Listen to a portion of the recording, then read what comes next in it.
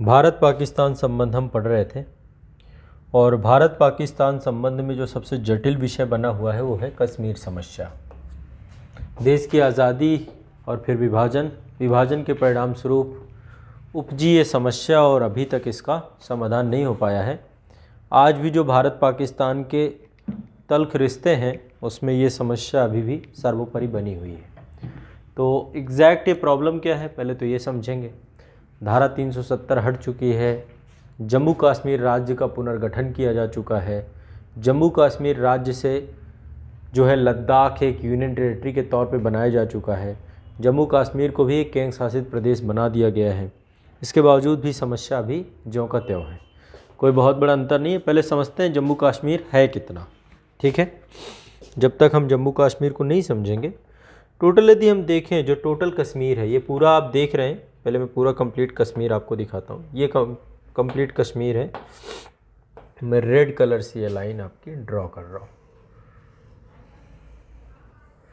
राजा हरि सिंह के समय ये था, ये अफगानिस्तान से बॉर्डर ऊपर साझा होती है।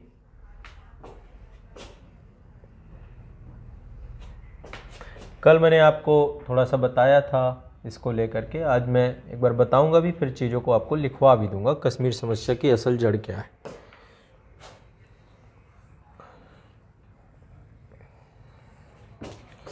नीचे जो है आपका हिमाचल प्रदेश से सीमा साझा करता है, ये है आपका जम्मू कश्मीर। अब इसमें ये टोटल 100% है लैंड, जम्मू कश्मीर के टोटल 100% हिस्से का 46% हमारे पास है, केवल 46% ही हमारे पास है। तो बाकी किसके पास है, जिसमें से लगभग 36% हिस्सा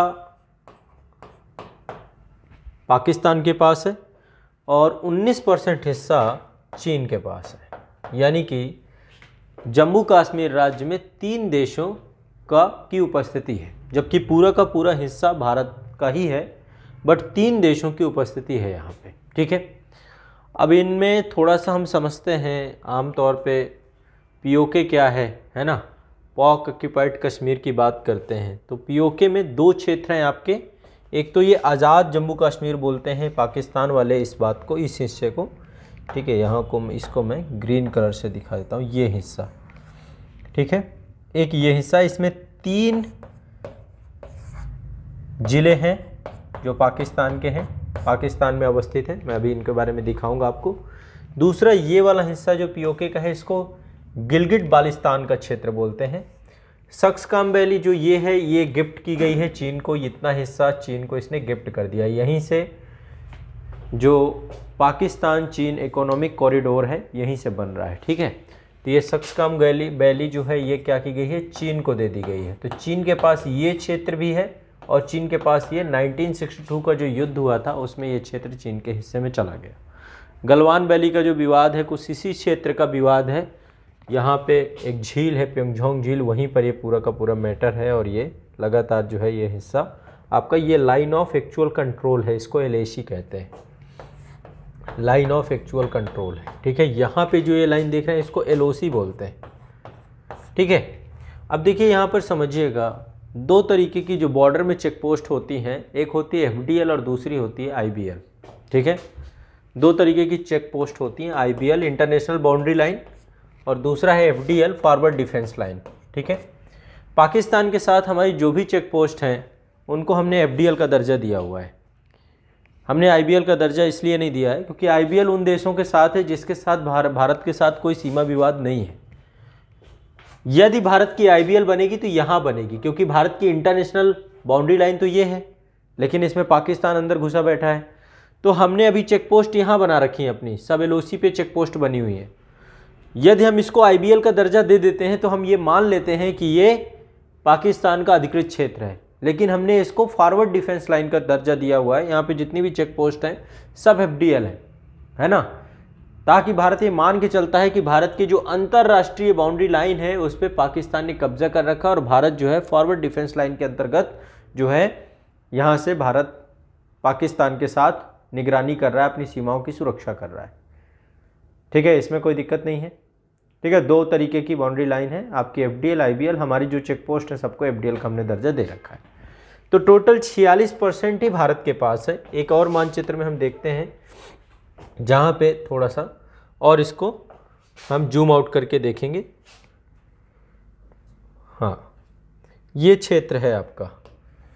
यहाँ पर देखिए ये टोटल जो ज़िले हैं, इन ज़िलों में अब तो ये रूप बन चुका है। मैप आपका जब से 2019 में जम्मू कश्मीर राज्य पुनर्गठन आया तो ये लद्दाख वाला क्षेत्र पूरा अलग हो गया है ना। ये लद्दाख का क्षेत्र है, ये पूरा अलग हो चुका है आपका।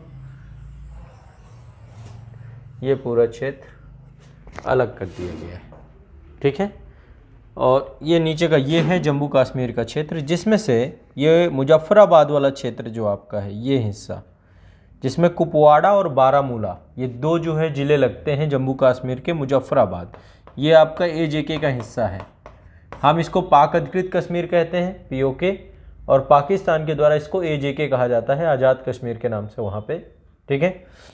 इसके अलावा जो ये पुंछ वाला, पुंछ का आधा हिस्सा भारत के पास है और आधा हिस्सा किसके पास है? पाकिस्तान के पास है, ठीक है। तो मुजफ्फराबाद ये पाकिस्तान में है, मुजफ्फराबाद, ठीक है, POK का हिस्सा है।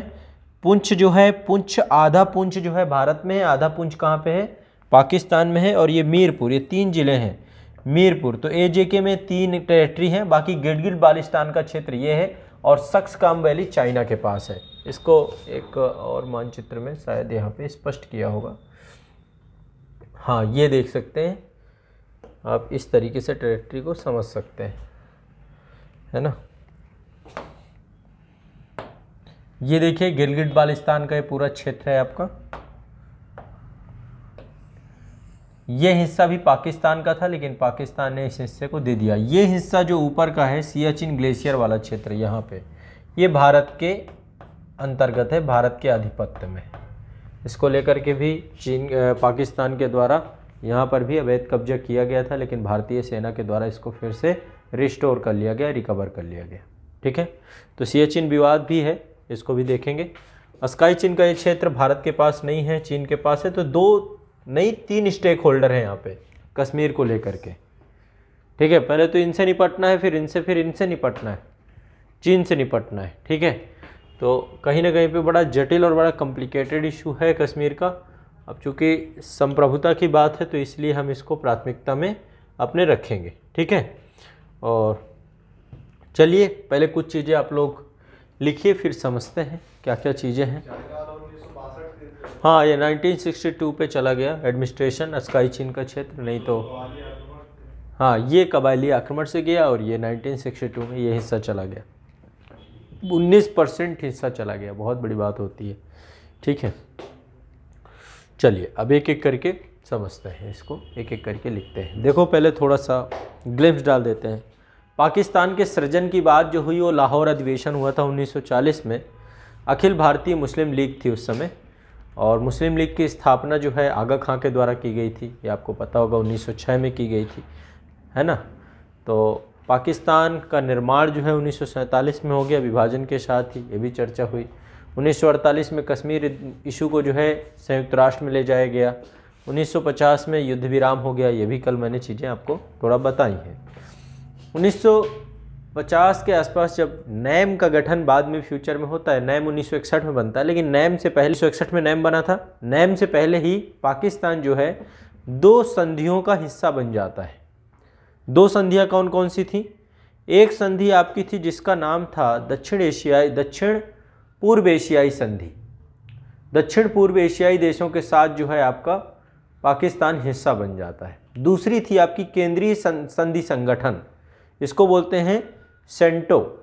सीटो और सेंटो 2 संधियां बनाई जाती हैं और ये दोनों सामरिक संधियां थीं। इनका मुख्य उद्देश्य एक ही था कि किस तरीके से जो है रोका जाए कम्युनिस्ट विचारधारा के प्रसार को, ठीक है, मतलब रूस की साम्यवादी विचारधारा के प्रसार को कैसे रोका जाए। तो कोल्ड वॉर के दौरान ये संधियां बनी थी। वर्तमान में इनका कोई भी जो है अस्तित्व नहीं है। तो पाकिस्तान के द्वारा जो है सेंटो और सीओटो दोनों की जो है सदस्यता स्वीकार की गई थी। सेंटो जो बना था इसमें अमेरिका भी एक महत्वपूर्ण जो भागीदार था, क्योंकि वो पूंजीवादी विचारधारा का पोषक रहा है। तो पाकिस्तान पहले ही जो है गुट निरपेक्ष आंदोलन में बाद में सम्मिलित हुआ, लेकिन पहले ही वो इसको तोड़ चुका था वो सामरिक संधियों में जुड़ चुका था, और जबकि गुटनिरपेक्ष का मूल रूप यही था कि हम किसी तरीके के सामरिक संगठनों से जुड़ाव नहीं रखेंगे। ठीक है, तो ये विषय वस्तु तो थी ही। तो 1954 में सिएटो के साथ जुड़ा, इसके बाद 1955 में सेंटो के साथ जुड़ गया। फिर विश्व बैंक की मध्यस्थता में भारत और पाकिस्तान के बीच एक नदी जल विवाद था, उसका समझौता कराया गया, जिसको सिंधु नदी जल विवाद समझौता बोलते हैं। तो 1960 में सिंधु नदी जल समझौता हुआ भारत पाकिस्तान के बीच में। इसके बाद जो है 1962 से लेकर 1964 तक कई दौर की वार्ताएं चलती रहीं, जो भारत पाकिस्तान के बीच विवाद था कश्मीर को लेकर के, लेकिन अंतोगत्वा बात बनी नहीं। और 1965 में, चूँकि 62 में युद्ध चीन कर चुका था, पाकिस्तान को लगा सही समय है 65 में युद्ध करके कश्मीर वाले हिस्से को अपने क्षेत्र के प्रभाव क्षेत्र में ले लेना। तो 65 में रनौक कक्ष के क्षेत्र से पाकिस्तान ने भारत के साथ युद्ध की घोषणा कर दी और भारत और पाकिस्तान के बीच युद्ध चालू हो गया। अगले ही साल 1966 में ताशकंद समझौता हुआ। दोनों पक्षों के जो क्षेत्रीय दावे थे उनको छोड़ने के लिए, क्योंकि भारत काफ़ी प्रवेश कर गया था, पाकिस्तान पराजित हुआ था इस युद्ध में, तो दोनों क्षेत्र अपने क्षेत्रीय दावों को छोड़ते हुए विवादित क्षेत्र से अपनी सेना वापस बुला लेंगे, ऐसा विचार पूरा बनाया गया और ये हुआ भी। दोनों देशों ने अपनी अपनी सेनाओं को वापस बुला लिया। इसके बाद बांग्लादेश युद्ध हुआ 1971 में, और उससे पाकिस्तान की पराजय हुई, बांग्लादेश के नए देश का निर्माण हुआ। पाकिस्तान की राजनीति और भारत के साथ जो राजनयिक संबंध थे वो नए आयामों से प्रारंभ होने चालू होते हैं। और 1972 में इसी को लेकर शिमला समझौता होता है। उस समय प्रधानमंत्री इंदिरा गांधी थी और पाकिस्तान के प्रधानमंत्री जुल्फ़िकार अली भुट्टो थे। ठीक है, उन्हीं की बेटी थी बेनज़ीर भुट्टो, जिनको फिर बाद में हत्या हो गई उनकी। और तो जुल्फ़िकार अली भुट्टो और इंदिरा गांधी के बीच जो है एक समझौता किया गया, और इसके तहत जो है एलओसी जो है बनाई गई। युद्ध विराम रेखा जो थी, जो 1949 पे युद्ध विराम हुआ था, उसी रेखा को लाइन ऑफ कंट्रोल के तौर पे चिन्हित कर दिया गया था। और लाइन ऑफ कंट्रोल को जो है एक तरीके से माना जाए कि एक तरीके से यही हमारी अभी सीमा रेखा है, जहाँ पे हमारी सेनाएं जो है डिप्लॉयड है, दोनों की दोनों। ठीक है, इसके बाद पाकिस्तान में अशांति का माहौल चालू हो गया। वहाँ पे जनरल जियाउल हुक थे, तो उन्होंने क्या किया कि जुल्फ़िकार अली भुट्टो को अपदस्थ किया। वहाँ पे सैन्य तख्तापलट, जैसे कि पाकिस्तान में आमतौर पे होता रहता है, तो 1978 में पाकिस्तान में सैन्य तख्तापलट हो गया। और इसके बाद 1989 में पाकिस्तान में जुल्फ़िकार अली भुट्टो, वहाँ के प्रधानमंत्री को फांसी दे दी गई। ये अपने आप में एक अलग ही घटना है, और भ्रष्टाचार बहुत मामले आते रहते हैं। अब देखिए, वहाँ के वो परवेज़ मुशर्रफ का नाम आपने सुना होगा, सेना जनरल भी रहे, प्रधानमंत्री रहे, बाद में वो अभी राष्ट्रपति रहे, निर्वाचित जीवन जी रहे हैं वो भी। ठीक है, उसको भी फांसी वासी सुना दी गई। ऐसे नवाज शरीफ के बारे में आपने सुना होगा। तो वहाँ पे जितने भी मतलब लीडर्स हैं, तो इसी तरीके की परिस्थितियों से जूझते रहते हैं, क्योंकि करप्शन बहुत ज़्यादा है पाकिस्तान में। इसके बाद जो है 1984 में ऑपरेशन मेघदूत हुआ। ऑपरेशन मेघदूत सियाचिन ग्लेशियर में जो पाकिस्तान का कब्जा था उसको जो है रिस्टोर करने के लिए, तो सियाचिन ग्लेशियर 1984 में भारत के नियंत्रण में आ गया ऑपरेशन मेघदूत के कारण। इसके बाद 1988 में समझौता हुआ, दोनों देशों के द्वारा समझौता किया गया कि हम कभी भी एक दूसरे के परमाणु प्रतिष्ठानों में और किसी में आक्रमण नहीं करेंगे। तो ये समझौता हुआ। 1989 में कश्मीर घाटी में पाकिस्तान ने सशस्त्र विद्रोह कराना चालू कर दिया। उसको लगा कि अब कश्मीर को आंतरिक तौर पे ख़त्म कर दे। तो मैंने आपको कल बताया था कि दो तरीके से वहाँ पे विभाजन है। कुछ नेता ऐसे हैं वहाँ के जो नहीं चाहते कि वो पाकिस्तान भारत से अलग हो, ये कल मैंने आपको बताया था। दो तरीके के नेता हैं, और कुछ चाहते हैं कि पाकिस्तान में कश्मीर जाके मिल जाए, कुछ चाहते हैं कि भारत का ही हिस्सा बने रहे। तो इसके तहत जो संस्थाएं थी वो भी मैंने बताया था आपको कि जो भारत से कश्मीर को अलग नहीं करना चाहते हैं, उसमें नेशनल कॉन्फ्रेंस का नाम है, और ये चुनाव लड़ती है। नेशनल कॉन्फ्रेंस है और पीपल डेमोक्रेटिक पार्टी है। ठीक है, नेशनल कॉन्फ्रेंस ये चाहती है कि 370 को प्रभावी तरीके से लागू रखा जाए।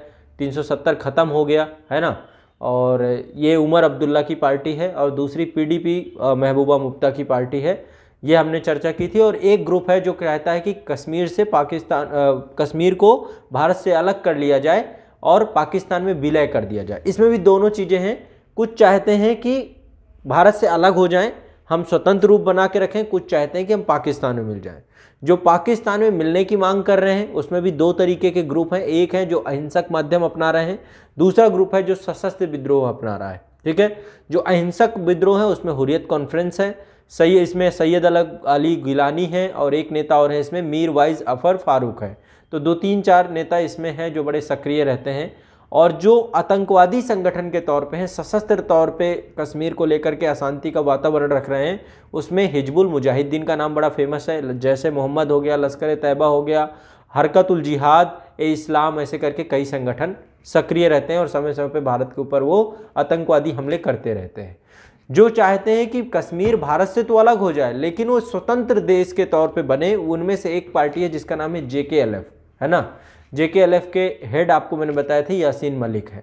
तो कश्मीर समस्या में जो है एक जो है 1989 से कश्मीर घाटी में सशस्त्र विद्रोह का आरंभ होता है और स्टेट स्पॉन्सर्ड आतंकवाद का प्रवेश करवाया जाता है।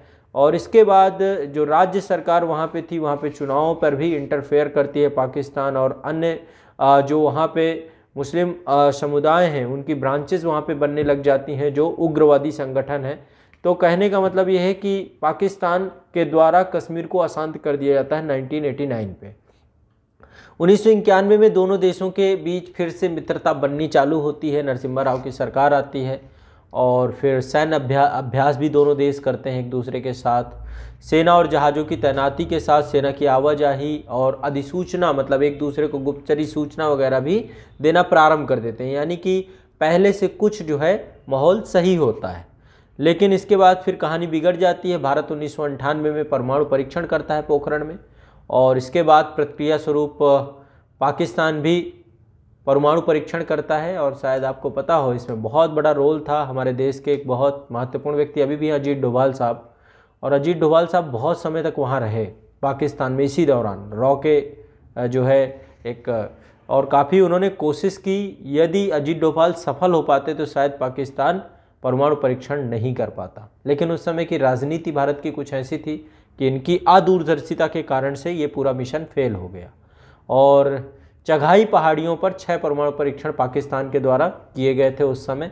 और इसके बाद जो है दोनों देशों में अंतर्राष्ट्रीय प्रतिबंध लग गए, और इसके बाद अब भारत और पाकिस्तान दोनों जो है लंबी दूरी वाली मिसाइल परीक्षण, हमारे यहाँ पे उस समय एक महान व्यक्ति थे अब्दुल कलाम आज़ाद, अब्दुल कलाम आज़ाद जी के द्वारा ही ये पोखरण का जो दूसरा परमाणु विस्फोट है उन्हीं के ही निर्देशन में हुआ था। इसके अलावा अग्नि मिसाइल की जो पूरी श्रृंखला है, अग्नि 1 से लेकर अग्नि 5 तक, ये सब उन्हीं की देन है। तो लंबी दूरी की मिसाइलों का पूरा स्वरूप जो है ये सब चीज़ें बननी चालू होती हैं। इसके बाद फिर अटल बिहारी वाजपेयी की सरकार आती है, उनको लगता है कि माहौल थोड़ा शांत होना चाहिए। 1999 में भारतीय प्रधानमंत्री अटल बिहारी वाजपेयी थे उस समय, और लाहौर में वो उस समय नवाज शरीफ साहब थे, तो उनसे मिलने गए और यहीं पर दोनों ने लाहौर घोषणा पत्र भी साइन किया, जिसके बाद इन्होंने कहा कि 1972 में जो शिमला समझौता हुआ था, और साथ में हम कोशिश करेंगे कि आपसी प्रतिबद्धता बना के रखें, एक दूसरे के साथ कॉन्फिडेंस बना के रखें। तो कॉन्फिडेंस बिल्डिंग मेजर को लेकर के, CBM को लेकर के इन्होंने काम किया। इसके बाद 1999 में आपको पता है एक घटना और हो गई, कारगिल युद्ध की घटना हो गई, और इससे जितने भी राजनयिक प्रयास किए गए थे फिर विफल हो गए और फिर कहानी वही हो गई। ठीक है, इसके बाद 1999 में पाकिस्तान सेना प्रमुख उस समय थे जनरल परवेज़ मुशर्रफ, इन्होंने सैन्य विद्रोह कर दिया और नवाज शरीफ को हटा दिया, और हटा करके ये खुद मुखिया बन गए वहाँ के। ठीक है, तो परवेज़ मुशर्रफ ने सैन्य तख्ता पलट कर दिया। और इसके बाद जो है इसी दौरान आपको शायद पता हो एक घटना हुई थी, पाकिस्तान में ही एक चरमपंथी समूह था जिसका नाम था हरकत-उल मुजाहिदीन, है ना। हरकत-उल मुजाहिदीन ने क्या किया, एक तरीके से फिल्मांकन जैसे फिल्मों में होता है, भारतीय वायुसेना का इंडियन एयरलाइंस की फ़्लाइट IC 814 का अपहरण कर लिया गया इसी दौरान पे, और फिर उसको कंधार ले गए, और कंधार ले जाने के बाद जो है फिर किसी तरीके से उसमें जो क्या नाम था, मसूद अजहर जो आतंकी था उसको छुड़वाया गया, पूरा फिल्मी स्टाइल पे हुआ। ठीक है, तो एक घटना ये भी देखने को मिली। इसके बाद संबंध और ख़राब हो गए। इसके बाद 2001 में श्रीनगर में कश्मीर विधानसभा में हमला कर दिया गया, मतलब कश्मीर की विधानसभा जो थी वहाँ पे हमला हो गया स्टेट असेंबली में। इससे 38 लोगों की मृत्यु हो गई और नियंत्रण रेखा में तनाव और तेज़ी से बढ़ गया। ठीक है, इसके बाद फिर से नवाज शरीफ भारत आते हैं ठीक है, वो माफ़ करिएगा, नवाज शरीफ नहीं, परवेज़ मुशर्रफ, क्योंकि सैन्य तख्ता पलट हुआ तो फिर अटल बिहारी वाजपेयी उस समय भारत में थे और वाजपेयी और पाकिस्तानी राष्ट्रपति थे उस समय परवेज़ मुशर्रफ, दोनों की आगरा में शिखर वार्ता होती है और प्रयास करते हैं कि कश्मीर मुद्दे पर समझौता किया जाए, लेकिन फिर मुद्दा वही गतिरोध रहता है। 2002 में परवेज़ मुशर्रफ ने कहा कि जो है पाकिस्तान चरमपंथ का मुकाबला करेगा। पहली बार उन्होंने एक्सेप्ट किया कि हम आतंकवाद, स्टेट स्पॉन्सर्ड आतंकवाद है, तो आतंकवाद को लेकर के कहा कि अब हम इससे लड़ेंगे। लेकिन उन्होंने कहा कि कश्मीर पर पाकिस्तान अपने अधिकार को दोहराएगा, मतलब कश्मीर हमारा ही है, हम इस पे पीछे नहीं हटेंगे, बट हम आतंकवाद से लड़ने की कोशिश करेंगे। कारण क्या था? 9/11 हो चुका था जो है अमेरिका में, तो अमेरिका की दखलंदाजी बढ़ गई थी और अमेरिका ने पाकिस्तान आतंकवाद के नाम पे फंडिंग लेना चालू कर दिया कि मैं आतंकवाद को समाप्त करूंगा, तो अमेरिका ने उसको पैसा देना चालू कर दिया, खूब सब कुछ मुहैया कराना चालू कर दिया। तो इसी में प्रतिबद्धता निकल के आई थी, जो कि भारत के लिए कुछ खास उनके तरफ था नहीं, और इसके पहले ही भारतीय संसद पे हमला हो जाता है, स्थिति और व्यापक गंभीर हो जाती। इसके बाद जो है 2003 में सितंबर में यूनाइटेड नेशन की महासभा की बैठक होती है। जनरल परवेज़ मुशर्रफ के द्वारा LOC पर युद्ध विराम की मांग की जाती है कि सीज़ फायर कर दिया जाए और तनाव शांत किया जाए, युद्ध समाप्त किया जाए और हम किसी समझौते पर पहुँचें, इस तरीके का एक उनका कथन आता है, स्टेटमेंट आता है। इसके बाद जो है 2004 में अटल बिहारी वाजपेयी और परवेज़ मुशर्रफ दोनों इस्लामाबाद पे मिलते हैं, क्योंकि सार्क शिखर सम्मेलन था, 12वां सार्क शिखर सम्मेलन था। तो इसमें भारतीय प्रधानमंत्री और पाकिस्तानी राष्ट्रपति दोनों जो है आपस में मिलते हैं, बात करते हैं, विदेश सचिवों की वार्ता होती है, लेकिन तब भी कोई बहुत सारी चीज़ें होती नहीं है, छोटी मोटी बातें होकर ख़त्म हो जाता है। इसके बाद 2006 में भारत ने जम्मू कश्मीर की स्थिति में सुधार करने के लिए अपने 5,000 सैनिकों को वापस बुला लिया, ठीक है। और ये भी था कि दोनों देश जो है सियाचिन ग्लेशियर से अपनी सेनाएं वापस हटाएंगे, लेकिन ये बात भी भारत ने भी स्वीकार नहीं की। इसके बाद सितंबर में राष्ट्रपति परवेज़ मुशर्रफ और प्रधानमंत्री नरेंद्र मोदी के बीच में भारत पाकिस्तान संस्थागत आतंकवादी रोधी तंत्र स्थापित करने पर सहमति व्यक्त की गई कि हम दोनों मिल करके आतंकवाद से अब लड़ेंगे, हम एक ऐसा सिस्टम बनाएंगे, एक ऐसा मैकेनिज्म बनाएंगे जिसमें हम दोनों आपस में लड़ें। इसके बाद 2007 में 18 फरवरी में एक एक्सप्रेस चलाई गई, समझौता एक्सप्रेस का नाम आपने सुना होगा, 2007 में चलाई गई थी। भारत पाकिस्तान के बीच सद्भावना को बढ़ाने के लिए, पीपल टू पीपल कॉन्टैक्ट को बढ़ाने के लिए एक एक्सप्रेस चलाई गई, सद्भावना एक्सप्रेस के तौर पे समझौता एक्सप्रेस इसका नाम दिया गया। लेकिन हुआ क्या? बम विस्फोट हो गया इसमें, और बम विस्फोट होने के कारण से 68 लोगों की मृत्यु हो गई और इसके कारण से कहानी और बिगड़ गई, ठीक है। इसके बाद जो है लगातार स्थिति बिगड़ती गई, लेकिन 2008 में भारत ने एक समझौता किया और लगभग $7.6 अरब का समझौता था ये, गैस पाइपलाइन समझौता, जिसको हम तापी परियोजना बोलते हैं। इसमें तुर्कमेनिस्तान, अफगानिस्तान, पाकिस्तान और इंडिया, इन तीनों के बीच में एक समझौता था, एक ढांचागत समझौता था, जिसमें एक पाइपलाइन बिछानी थी और जिससे मध्य एशिया से ये गैस जो है सभी देशों तक पहुँच सके।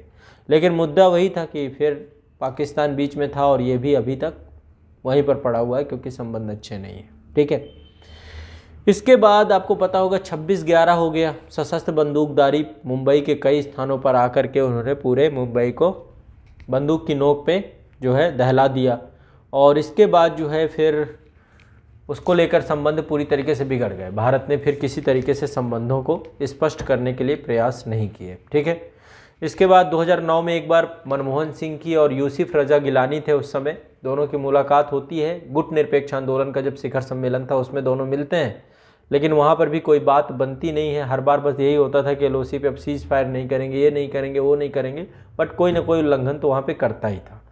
इसके बाद जो है आपको पता होगा कि फिर 2014 में जब मौजूदा सरकार आई तो इसने भारत पाकिस्तान के रिश्तों को बेहतरी बनाने का प्रयास किया।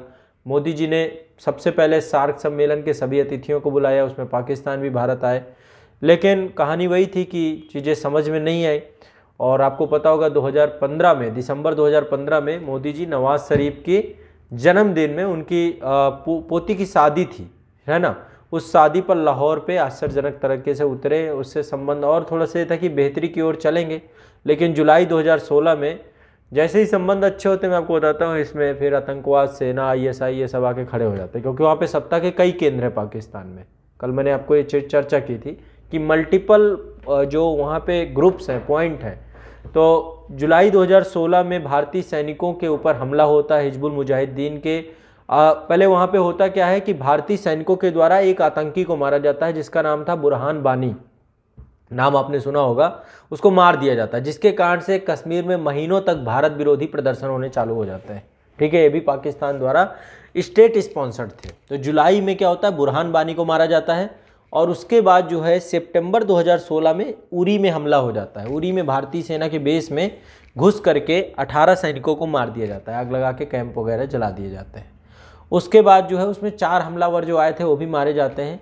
इसके बाद 11 दिन बाद जो है भारतीय सेना के द्वारा जो है वहाँ पर लॉन्च पैड पे, जितने भी लॉन्च पैड हैं जहाँ से आतंकी संगठन भारत आते हैं, उन सब क्षेत्रों पे क्या किया गया, सर्जिकल स्ट्राइक की गई। ठीक है, इसके बाद फिर एक दुखद घटना आ जाती है, फिर संबंध खराब ही होते हैं। इसके बाद फिर दुखद घटना 14 फरवरी 2019 को पुलवामा अटैक होता है। पुलवामा अटैक के बाद फिर उसके लगभग 12 दिन बाद 26 फरवरी 2019 को जो है एयर स्ट्राइक की जाती है। तब से संबंध अब तक पूरी तरीके से तल्खी हैं। ठीक है, भारत कहता है कि आतंकवाद और वार्ता दोनों एक साथ नहीं चल सकती है। ठीक है, मौजूदा संबंधों की ये स्थिति है। अभी पाकिस्तान से किसी भी स्तर पे हम कोई डिप्लोमेटिक रिलेशन नहीं बना रहे हैं, कोई भी वार्ता करने की स्थिति में नहीं है।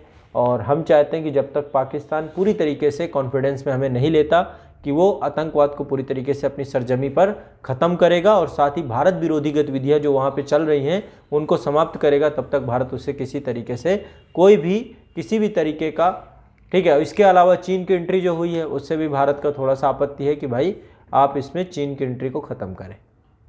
ये कई मैटर हैं भारत पाकिस्तान इशू को लेकर। मैं अब आप लोगों को पढ़ा रहा था कश्मीर विवाद, कल हमारी चर्चा यही हुई थी कश्मीर विवाद को लेकर के। तो ये तो पृष्ठभूमि हो गई, मैंने शुरू से अंत तक आपको एक पृष्ठभूमि बता दी। अब कश्मीर विवाद के बारे में कल मैंने आपको कश्मीर विवाद भी समझा दिया था कि क्या मैटर था, क्या राजा हरि सिंह और ये सारी चीज़ें। अब एक एक करके क्रम से चीज़ों को लिखते जाएंगे, आपको समझ में भी आता जाएगा। लिखिए। हाँ हाँ बिल्कुल, मुजफ्फराबाद में चुनाव वगैरह होते रहते हैं। पाकिस्तान बिल्कुल, वहाँ लोग रहते हैं और क्या, लोग रहते हैं, चुनाव भी होता है। क्या पाकिस्तान की, सब कुछ पाकिस्तान की। पाकिस्तान इस पूरे क्षेत्र को अपने नक्शे में दिखाता है, ये वाले क्षेत्र को, इसको नहीं दिखाता, ये दिखा देता है पूरा। ठीक है, तो कई बार आप देखते होंगे कश्मीर का गूगल में कई बार ये फ़ोटो आता है, क्योंकि हम स्वीकारते नहीं, आपत्ति दर्ज करते हैं। ठीक है, चलिए लिखिए, हेडिंग डालिए कश्मीर विवाद, लिख डाल रखा है। लिखिए, सन 1947 में जम्मू कश्मीर का शासक राजा हरि सिंह था। सन 1947 में, बाकी कहानी सब आपको पता है, मुख्य बिंदु लिखवाऊंगा बस। सन 1947 में जम्मू कश्मीर का शासक राजा हरि सिंह था। स्वतंत्रता के समय देसी रियासतों को 3 विकल्प दिए गए थे। स्वतंत्रता के समय देसी रियासतों को 3 विकल्प दिए गए थे।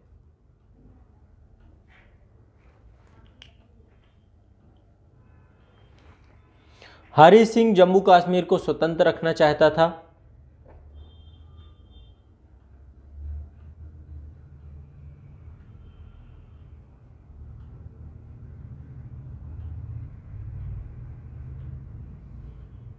मुस्लिम बहुल प्रदेश होने के कारण पाकिस्तान इस पर अपना दावा कर रहा था।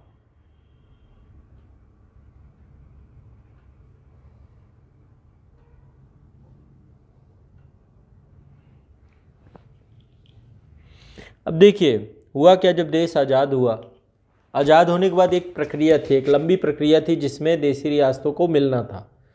तो देसी रियासतों को मिलने, मतलब कौन पाकिस्तान जाएगा कौन भारत जाएगा, उससे बीच में कि व्यापार, परिवहन, जनता को कोई दिक्कत ना हो, है ना, किस तरह की समस्या ना हो, इसके लिए एक एग्रीमेंट और था जिसका नाम था स्टैंड स्टिल एग्रीमेंट, है ना। ये एक मतलब अस्थायी समझौता था। अस्थायी समझौता का मतलब यदि कोई भी रियासत किसी देश में मिल जाएगी तो ये समझौता अपने आप ख़त्म हो जाएगा। ठीक है, तो ये स्टैंड स्टिल एग्रीमेंट का मतलब कि यथास्थिति बनी रहे वैसी ही जैसे अंग्रेजों के समय थी, इससे जनता परेशान ना हो। ऐसा ना हो भाई ये जो है ट्रांसपोर्टेशन बंद कर दिया जाए या फिर कुछ ऐसा बंद किया जाए। तो एक एग्रीमेंट ये भी साइन किया गया था, ठीक है, सभी के बीच में, पाकिस्तान हो, भारत हो और देसी रियासतें हो, सबके बीच में ये जो है किया गया था। और ये होता कि जो जिस पे मिल जाएगा बाद में जो है ये समझौता उसका ख़त्म होता जाएगा। ठीक है, तो लिखिए, मुस्लिम बहुल्य प्रदेश होने के कारण पाकिस्तान इस पर अपना दावा कर रहा था। स्वतंत्रता के समय देसी रियासतों के द्वारा तो देखो इनको दो जो है पत्रों पर साइन करने थे। पहला था स्टैंड स्टिल एग्रीमेंट, ठीक है, दूसरा क्या था, इंस्ट्रूमेंट ऑफ एनेक्सेशन। एक्सेशंस में मतलब विलय पत्र, है ना, कि यदि आप किसी रियासत में, कोई रियासत पाकिस्तान में या भारत में विलय हो जाएगी तो उसका स्टैंड स्टिल एग्रीमेंट खत्म हो जाएगा अपने आप। स्टैंड स्टिल एग्रीमेंट था कि स्थिति को यथासाध्य बनाए रखे, और दूसरा इंस्ट्रूमेंट ऑफ एक्सेशन था कि आप किसी न किसी क्षेत्र में विलय कर चुके हैं अपना। ठीक है, तो कोई ना कोई किसी न किसी के साथ जो करता जाता था उसका स्टैंड स्टिल एग्रीमेंट खत्म होता जाता था। ठीक है, तो वही बात यहाँ पे लिखवा रहा हूँ। स्वतंत्रता के समय देसी रियासतों के द्वारा दो पत्रों पर हस्ताक्षर किए गए। नंबर 1 स्टैंड स्टिल एग्रीमेंट, इसको SSA बोलते हैं, स्टैंड स्टिल एग्रीमेंट। यह एक अस्थायी समझौता था जिसके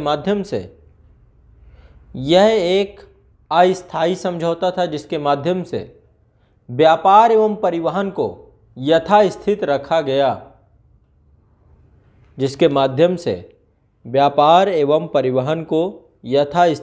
गया,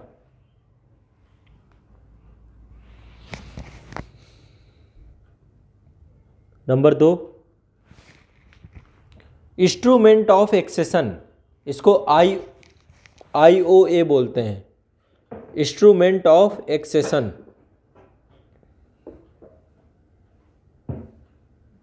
यह एक स्थायी समझौता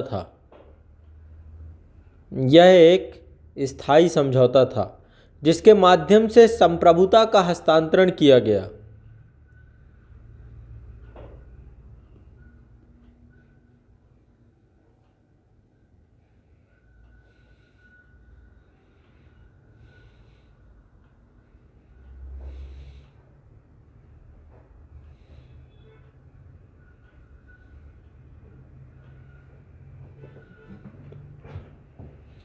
यह एक स्थायी समझौता था जिसके माध्यम से संप्रभुता का हस्तांतरण किया गया। ठीक है, तो इंस्ट्रूमेंट ऑफ एक्सेशन कैसा था, परमानेंट था, एक बार हो गया तो फिर आप पीछे नहीं हट सकते। दूसरा क्या था, स्टैंड स्टिल कैसा था, आपका स्थायी प्रकृति का था, जैसे ही कोई किसी मिलेगा वैसे ही ये समझौता खत्म हो जाता। क्लियर है? ठीक है, नेक्स्ट लिखिए पैराग्राफ चेंज। जम्मू कश्मीर के राजा हरि सिंह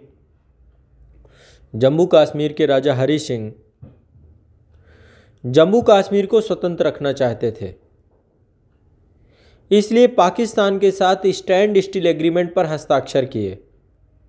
ठीक है, इंस्ट्रूमेंट ऑफ एक्सेशन पे नहीं किया था उन्होंने पाकिस्तान के साथ, स्टैंड स्टिल एग्रीमेंट पर हस्ताक्षर किए।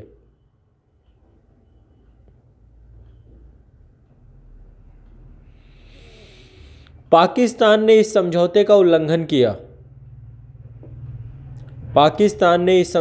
उल्लंघन किया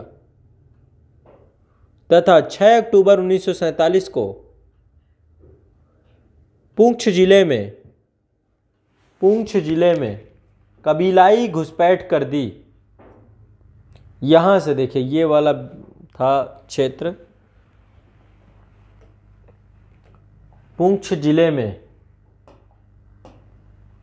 यहां से जो है इस वाले क्षेत्र से कबीलाई आक्रमण कर दिया गया। पुंछ जिले में 6 अक्टूबर से शुरुआत होती है, फिर धीरे धीरे घटना बढ़ती जाती है। से जम्मू कश्मीर के पुंछ जिले में कबीलाई घुसपैठ कर दी। 22 अक्टूबर 1947 को कबीलाई बारामूला तक पहुंच गए। ठीक है, 26 अक्टूबर की डेट जो है ना वो है भारत के साथ इंस्ट्रूमेंट ऑफ एक्सेशन पर साइन करने की, कि जब कश्मीर ने भारत का हिस्सा स्वीकार कर लिया अपने आप को। तो देखिए दोनों के साथ अलग अलग समझौते थे, उसके साथ स्टैंड स्टिल समझौता था, भारत के साथ इंस्ट्रूमेंट ऑफ एक्सेशन का समझौता था, ठीक है। और जैसे ही ये समझौता हुआ उसके बाद स्टैंड स्टिल तो ख़त्म ही हो गया, लेकिन पाकिस्तान तो पाकिस्तान है। 22 अक्टूबर 1947 को कबीलाई बारमूला तक पहुंच गए, जो कि श्रीनगर के पास था। ये है आपका बारामूला, ये आपका बारामूला पड़ता है, ये आपका बारामूला है और ये आपका श्रीनगर है। यहाँ पे थे राजा हरी सिंह, तो यहाँ से प्रवेश करते हुए ऐसे ये, ठीक है, कश्मीर की तरफ, श्रीनगर की तरफ बढ़ रहे थे, ठीक है। बारामूला तक पहुँच गए जो कि श्रीनगर के पास था। इस परिस्थिति में हरी सिंह ने भारत से मदद मांगी।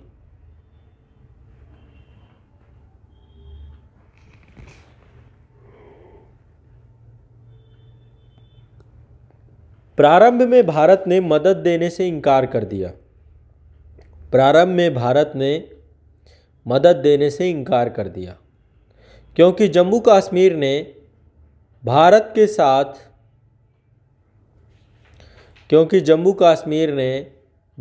साथ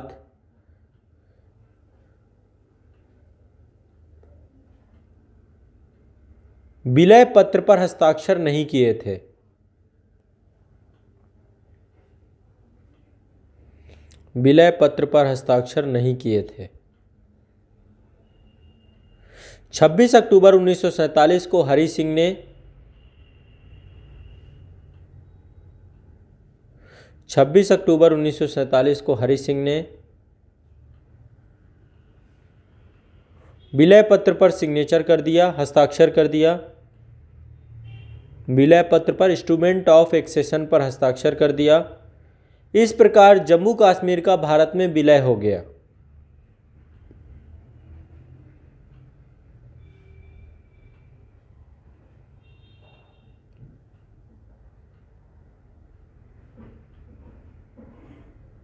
इस तरीके से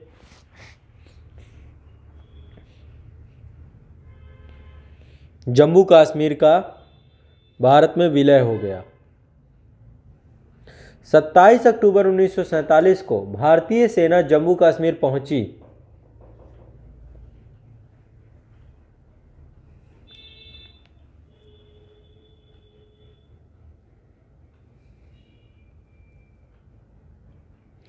तथा युद्ध की शुरुआत हुई।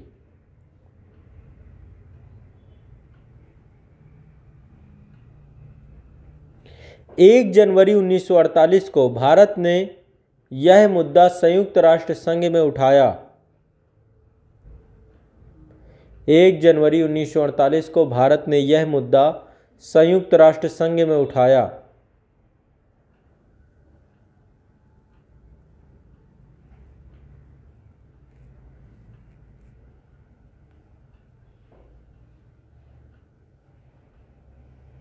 संयुक्त राष्ट्र संघ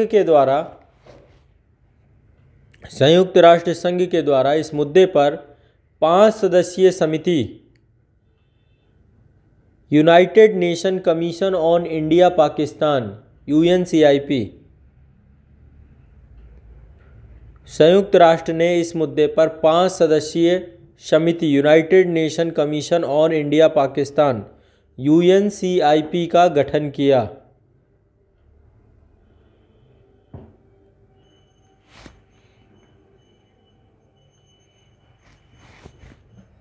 आयोग ने अपनी निम्नलिखित सिफारिशें प्रस्तुत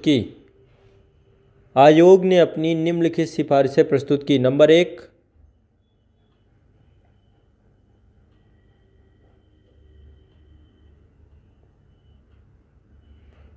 1, शीघ्र ही युद्ध विराम की घोषणा की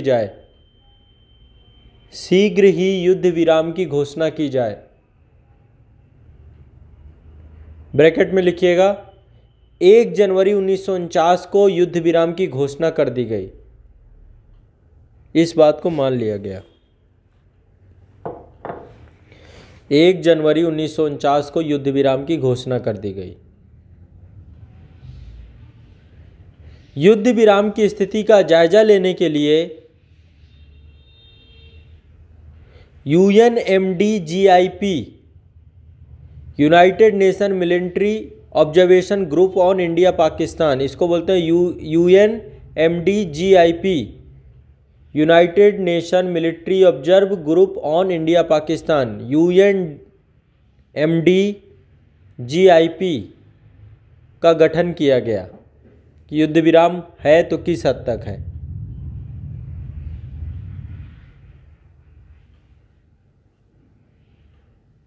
पहली रिकमेंडेशन क्या थी? शीघ्र ही युद्ध विराम की घोषणा की जाए। दूसरी रिकमेंडेशन, पाकिस्तान इस क्षेत्र से सेनाओं को हटाएगा, पाकिस्तान इस क्षेत्र से सेनाओं को हटाएगा तथा कबीलाइयों को भी पीछे हटाएगा तथा कबीलाइयों को भी पीछे हटाएगा।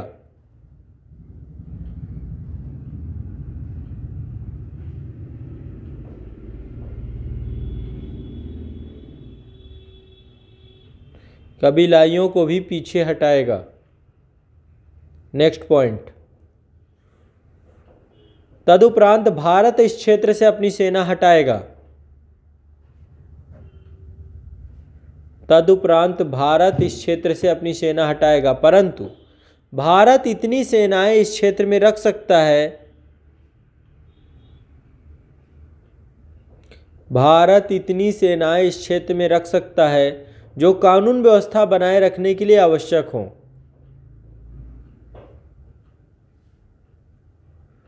जो कानून व्यवस्था बनाए रखने के लिए आवश्यक हों।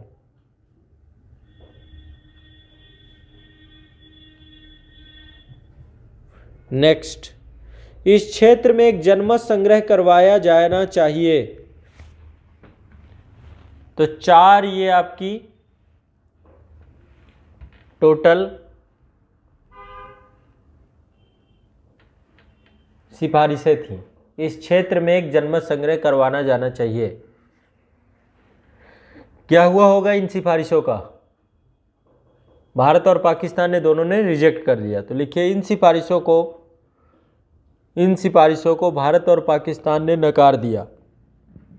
इन सिफारिशों को भारत और पाकिस्तान ने नकार दिया। इसके पश्चात 3 अन्य विदेशी प्रयास किए गए। इसके पश्चात 3 अन्य विदेशी प्रयास किए गए। नंबर 1, मैकनॉटन प्रस्ताव, मैकनॉटन प्रस्ताव। नंबर 2, आवन डिक्सन आयोग, आवन डिक्सन आयोग। नंबर 3, ग्राहम आयोग, नंबर 3, ग्राहम आयोग।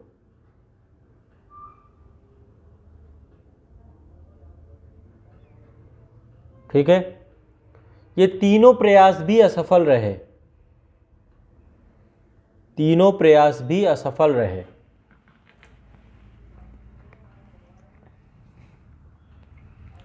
तीनों प्रयास असफल रहे। तदुपरांत भारत के द्वारा जम्मू कश्मीर को भारत का हिस्सा बनाने के लिए कुछ आंतरिक प्रयास किए गए। भारत का हिस्सा बनाने के लिए कुछ आंतरिक प्रयास किए गए। नंबर 1,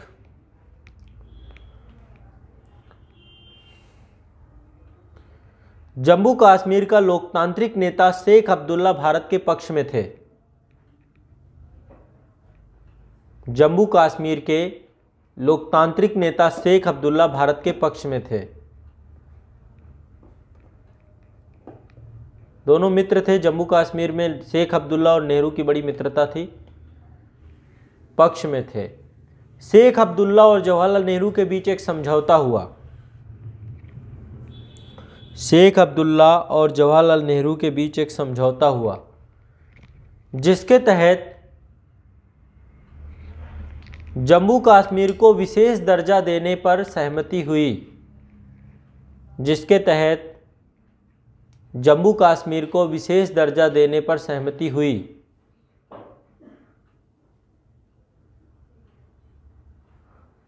और जम्मू कश्मीर स्वयं का संविधान बना सकता है, और जम्मू कश्मीर स्वयं का संविधान बना सकता है।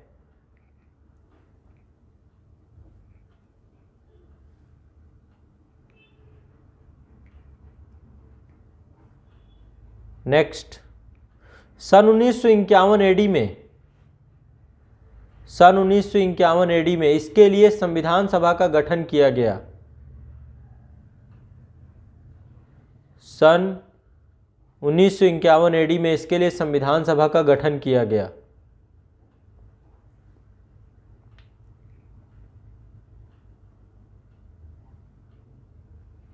सन 1954 में संविधान सभा ने इंस्ट्रूमेंट ऑफ एक्सेशन को सहमति प्रदान कर दी या पारित कर दिया। सन 1954 में संविधान सभा ने इंस्ट्रूमेंट ऑफ एक्सेशन को पारित कर दिया, मतलब स्वीकार लिया। तो देखिए, राजा हरि सिंह ने तो साइन किए ही थे, बल्कि वहां की संविधान सभा ने भी इसको एक्सेप्ट कर लिया।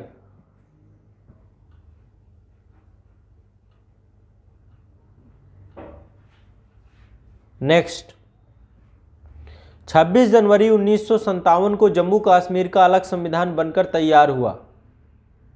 26 जनवरी 1957 को जम्मू कश्मीर का अलग संविधान बनकर तैयार हुआ, जिसका पहला अनुच्छेद जम्मू कश्मीर को भारत का अभिन्न अंग बताता है।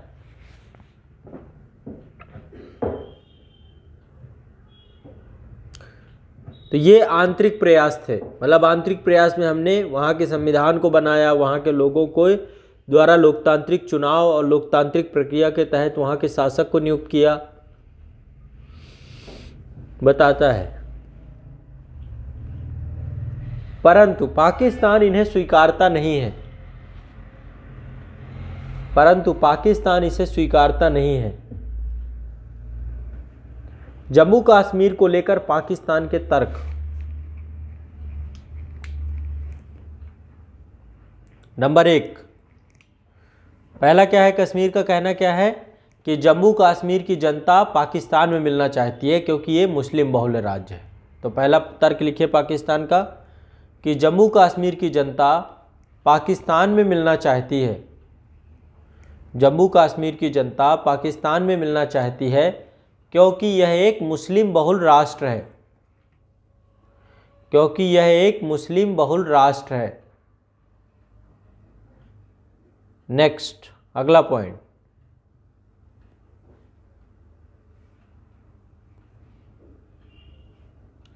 विलय पत्र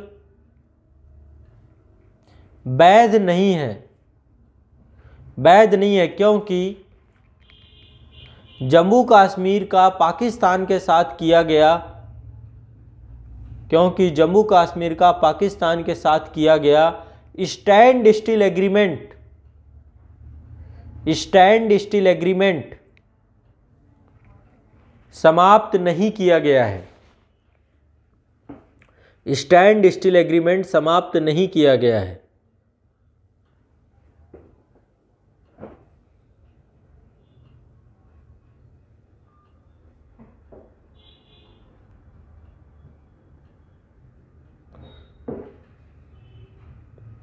समाप्त नहीं किया गया है और जन विद्रोह के कारण राजा अपनी संप्रभुता खो चुका था। मतलब उनका कहना है कि भाई जनता ने विद्रोह कर दिया तो फिर हरि सिंह ने साइन कर भी लिया यदि इंस्ट्रूमेंट ऑफ एक्सेशन में, तो हम स्वीकारते नहीं क्योंकि उसने अपनी संप्रभुता खो दी थी, सत्ता परिवर्तित हो चुकी थी, कबीलाई जो थे वहीं के लोग थे, वो हमने नहीं भेजे थे। तो पाकिस्तान का कहना है कि जब राजा संप्रभु नहीं है, राजा के पास पावर और अथॉरिटी नहीं है, तो ऐसे में फिर ये साइन उसने किया भी तो क्या मतलब होगा। ठीक है, तो पाकिस्तान का एक तर्क ये है, स्टैंड स्टिल एग्रीमेंट को समाप्त नहीं किया गया और जन विद्रोह के कारण राजा अपनी संप्रभुता को खो चुका था। नेक्स्ट, अगला पॉइंट, पाकिस्तान की मुख्य नदियों का उद्गम भी जम्मू कश्मीर में है, इसलिए जम्मू कश्मीर उसे चाहिए।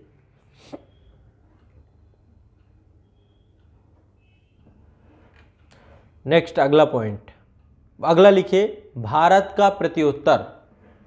भारत का प्रति उत्तर, पाकिस्तान के जितने भी तर्क हैं उसमें भारत क्या कहता है? सबसे पहला, भारत का विभाजन धर्म के आधार पर नहीं हुआ है।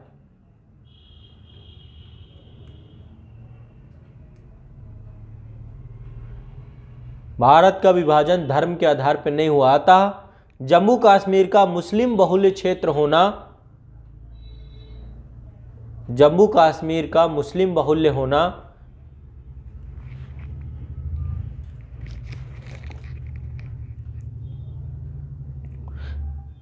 मुस्लिम बहुल्य होना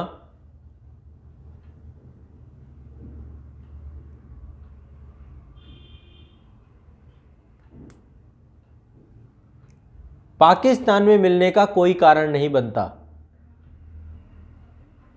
पाकिस्तान में मिलने का कोई कारण नहीं बनता, क्योंकि पाकिस्तान से अधिक मुस्लिम भारत में निवास कर रहे हैं। क्योंकि पाकिस्तान से अधिक मुस्लिम भारत में निवास कर रहे हैं। दूसरा कारण, जम्मू कश्मीर का लोकतांत्रिक नेता शेख अब्दुल्ला, जम्मू कश्मीर का लोकतांत्रिक नेता शेख अब्दुल्ला भारत के पक्ष में था, भारत के पक्ष में था, भारत के पक्ष में था। अगला पॉइंट, स्टैंड स्टिल एग्रीमेंट एक अस्थायी समझौता था। स्टैंड स्टिल एग्रीमेंट एक अस्थायी समझौता था, अतः इसे समाप्त करने की आवश्यकता ही नहीं थी, यह स्वयं ही समाप्त हो गया। स्टैंड स्टिल एग्रीमेंट एक अस्थायी समझौता था, अतः इसे समाप्त करने की आवश्यकता नहीं थी। विलय पत्र पर जम्मू कश्मीर के हस्ताक्षर करने के उपरांत स्टैंड स्टिल एग्रीमेंट एक अस्थायी समझौता था, अतः इसे समाप्त करने की आवश्यकता नहीं थी। विलय पत्र पर जम्मू कश्मीर के द्वारा हस्ताक्षर करने पर, विलय पत्र पर जम्मू कश्मीर राज्य के द्वारा हस्ताक्षर करने पर यह समझौता स्वयं ही समाप्त हो गया। यह समझौता स्वयं ही समाप्त हो गया।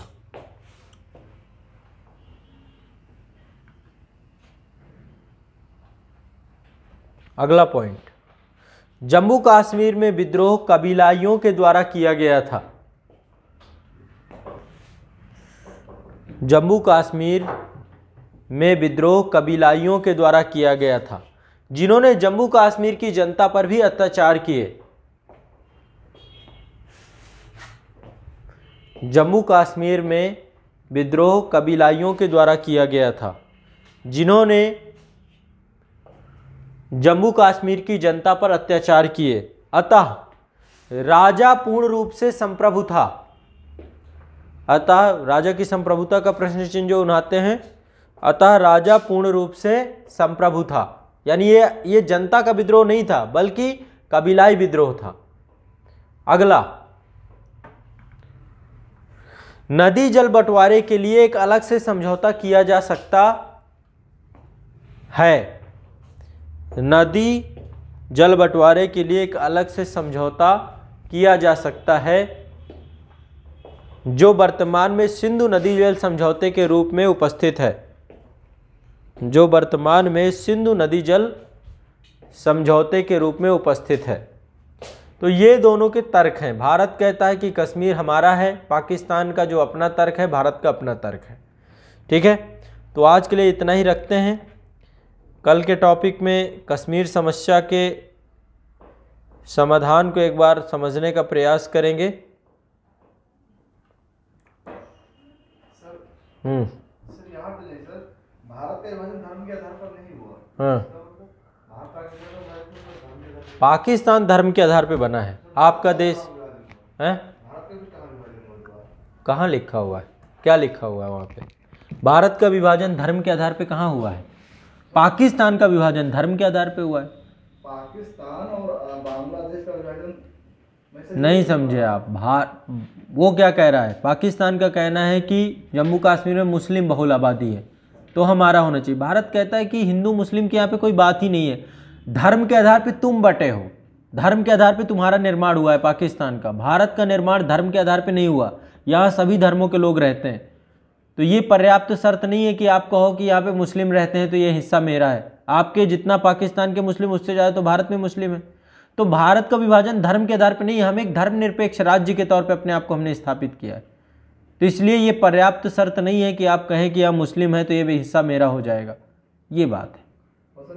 सर ये एग्रीमेंट होके मतलब एग्रीमेंट पे हुआ था, जो और सारे वो थे मतलब देशी रियासत उन्होंने भी किया हुआ। जब सर उसने हरी सिंह ने जब सिग्नेचर कर दिया तो फिर सर शेख अब्दुल्ला के साथ में सर ये विशेष राज्य दर्जा की क्या जरूरत थी? विशेष राज्य की दर्जा देने की ज़रूरत थी क्योंकि आधा कश्मीर तो चला गया था, ठीक है। और किसी तरीके से जम्मू कश्मीर की कल्चर, जम्मू कश्मीर की संस्कृति, क्योंकि वो हिस्सा अपने आप को स्वतंत्र देश बनाना चाहता था, तो भारत ने कहा कि जो आपकी शर्तें हों आप एक बार हमें बता। हमने आर्टिकल 371 भी बनाया, 370 भी बना, 371 भी है। तो हम आपकी संस्कृति को कभी ख़त्म नहीं होने देंगे, इसके लिए आपको जो आपकी शर्तें हो आप बताइए। तो जो उस समय तत्कालीन परिस्थितियाँ थी, क्योंकि जम्मू कश्मीर हाथ से निकल रहा था और यदि आप इसे पूरा नहीं करते इन शर्तों को तो शेख वो भी चला जाता, वहाँ की जनता नहीं आपके साथ आती, है ना। तो भारत सरकार को पहली प्रायोरिटी थी कि जनता साथ में है, तब आर्टिकल 370 संविधान में जोड़ा गया, ठीक है। नहीं वो क्षेत्र तो पूरी तरीके से निकल ही जाता ना, ठीक है। तो आज के लिए इतना ही रखते हैं। और कुछ पूछना हो ऑनलाइन वाले जितने हैं बच्चे, कुछ पूछना हो आप लोगों को, अभी तक चीज़ें समझ में आ रही हैं कि नहीं आ रही? IR में कोई कॉम्प्लिकेशंस? क्लियर है, स्पष्ट है सारी चीज़ें जितनी हम पढ़ रहे हैं, ठीक है। पाकिस्तान में थोड़ा सा एक सप्ताह मान लो, अगला सप्ताह भी पूरा जाएगा पाकिस्तान में, इसके बाद फिर हम जो है चाइना पढ़ेंगे। चाइना के बाद थोड़ा गति तेज़ हो जाएगी क्योंकि फिर जो भी है बांग्लादेश में भी थोड़ा टाइम लगता है, फिर इसके बाद कोई ज़्यादा समय नहीं लगेगा। दोनों चीज़ें हैं, दो डबल चुनौती है, आपको समझाना भी है, आपको पढ़ाना भी है ना। तो इसलिए थोड़ा सा IR में टाइम ज़्यादा लगता है, कई जगह पे घटनाओं को इंटरलिंक करना पड़ता है, तो इंटरलिंक भी करना पड़ेगा, ठीक है।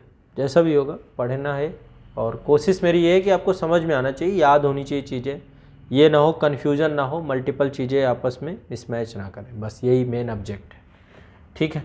चलो।